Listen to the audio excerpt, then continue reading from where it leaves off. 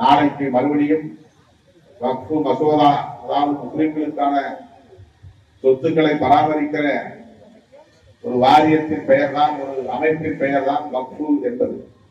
அதுவே இவ்வளவு காலம் இஸ்லாமியர்கள் மட்டுமே அதனுடைய நிர்வாகத்தில் இருந்தார்கள். இப்போது அந்த நிர்வாகத்தில் இஸ்லாமியர் அல்லாதவர்களை நியமிப்போம், அந்த சொத்து விவரங்களை எல்லாம் திரட்டி அதை கையாளுவதற்கான அதிகாரத்தை இஸ்லாமியர் அல்லாதவர்களுக்கு பகிர்ந்தளிப்போம் என்று சொல்லக்கூடிய ஒரு மசோதாவை நாளைக்கு மீண்டும் அறிமுகப்படுத்த போகிறார்கள். விடுதலை சிறுத்தைகளின் எதிர்ப்பை பதிவு செய்ய வேண்டும் என்பதற்காக நாளை அதிகாலை விமானம் பிடித்து நானும் தொடர் ரவிக்குமார் அவர்களும் புதுதில்லிக்கு சென்றிருக்கிறோம்.